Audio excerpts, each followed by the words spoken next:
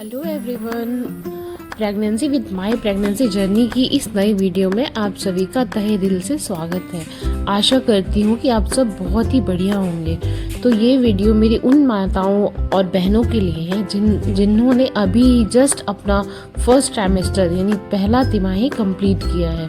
बहनों, जैसे ही आप पहला तिमाही आप कंप्लीट करके आप सेकेंड ट्राइमेस्टर यानी चौथे महीने में प्रवेश करती हैं तो पेट में पल रहा जो बच्चा होता है उसके कानों में सुनने की जो क्षमता है वो काफ़ी अच्छी हो जाती है। तो आप कोशिश करें कि उसको रोज़ कोई ना कोई एक नई कहानियाँ सुनाएं, या नहीं हो सके तो आप गर्भ गीता का ज्ञान भी ले सकती हैं, या फिर आप गर्भ गीता के छोटे छोटे श्लोक्स डेली पढ़ सकती है। इससे आपके पेट में पल रहे बच्चे को बहुत ही सहायता मिलेगी।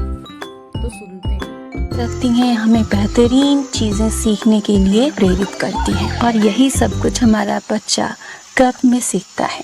तो चौथे महीने से हर दिन अपने बच्चे को एक बेहतरीन कहानी सुनाएं ताकि आपके बच्चे के साथ एक बेहतरीन बॉन्ड डेवलप हो सके। इसी क्रम में आज मैं एक बेहतरीन कहानी लेकर आई हूँ जो कि प्राचीन इतिहास से गर्भ संस्कार को बताता है। प्यारी मॉमीज, आप सभी जानती हैं कि महाभारत काल में पांडव अर्जुन की पत्नी थी सुभद्रा। अर्जुन और सुभद्रा संवाद में किस तरीके से गर्भ संस्कार को सुंदर तरीके से बताया है, आज हम उसी को जानेंगे।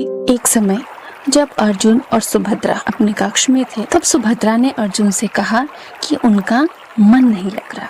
उस समय सुभद्रा गर्भवती थी। तो सुभद्रा के ऐसा कहने पर अर्जुन ने कहा कि बताओ तुम्हें क्या पसंद है, जो तुम्हें अच्छा लगेगा मैं वो तुम्हारे लिए करूंगा ताकि तुम्हें आनंद और खुशी मिले। जैसा कि महल और राज परिवार में लोग विनोद करते थे, क्रीड़ाएं करते थे, जुआ खेलते थे, ताश पत्ते ये सब खेलते थे। तो राज परिवार में व्याप्त इन्हीं सब आदतों को देखकर अर्जुन ने सुभद्रा से कहा कि सुभद्रा, गर्भवती माँ जो करती है, जो महसूस करती है, जो काम करती है, जो एहसास में उसके आता है, सब कुछ उसका बच्चा उससे ग्रहण कर लेता है। तो क्या तुम चाहती हो कि तुम्हारा बच्चा भी जुआ और मनोरंजन सीखे? सुभद्रा ने कहा नहीं प्रिय, हम चाहते हैं कि हमारा पुत्र आपके जैसा, अपने पिता के जैसा वीर हो, साहसी हो। तो क्यों ना हम कुछ वीरता की बातें करें। तो आओ सुभद्रा, आज मैं तुम्हें चक्रव्यूह भेदन सिखाता हूँ। चक्रव्यूह भेदन के सारी बातों को बताता हूँ, लेकिन वादा करो तुम सोओगी नहीं। अगर तुम बीच में सो जाओगी तो वो कहानी अधूरी रह जाएगी, इसीलिए तुम सोना मत क्योंकि कहानी थोड़ी सी लंबी है। सुभद्रा ने कहा बिल्कुल मैं नहीं सोऊंगी। सुभद्रा और अर्जुन बैठे। अर्जुन ने चक्रव्यूह के 7 चक्रों को कैसे एंटर किया जाता है, कैसे उनका भेदन किया जाता है, कैसे बहुत चालाकी से चक्रव्यूह के 7 चक्रों से निकला जाता है, ये सब कुछ बताने लगे। लेकिन कहानी तो चीज ही ऐसी है कि जब आप सुनने लगते हैं और कोई सुनाने लगता है तो आपको मीठी मीठी नींद आने लगती है। बस यही था कि चक्रव्यूह में अंदर प्रवेश तक की कहानी तो सुभद्रा ने सुनी, लेकिन उसके बाद सुभद्रा को नींद आ गई और गर्भ में पल रहा शिशु अभिमन्यु जो कि महावीर था, उसने चक्रव्यूह में प्रवेश तक ही ज्ञान को प्राप्त किया। और उसके बाद आप सभी जानते हैं कि जब महाभारत का युद्ध हुआ तो अर्जुन के युद्ध क्षेत्र में दूर होने की वजह से पांडवों में से केवल अभिमन्यु ही थे जो कि चक्रव्यूह के भेदन को जानते थे।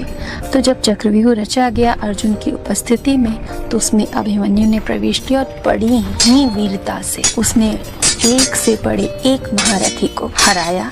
लेकिन क्योंकि माता चक्रव्यूह में भेदन तक तो कहानी सुन चुकी थी, लेकिन चक्रव्यूह से बाहर निकलना सुभद्रा ने नहीं सुना था, तो अभिमन्यु को भी चक्रव्यूह से बाहर निकलने का ज्ञान नहीं था। इस तरह वो चक्रव्यूह में पहुंच तो गए, युद्ध भी किया, लेकिन वो चक्रव्यूह से बाहर नहीं निकल पाए। तो मम्मीज, आप सभी समझ गई होंगी कि प्रेग्नेंट माँ जो सुनती है, जो पढ़ती है, जो बात करती है, जो सोचती है, उसके चेहरे की मुस्कुराहट हो या आंखों का पानी, हर चीज उसका बच्चा महसूस करता है।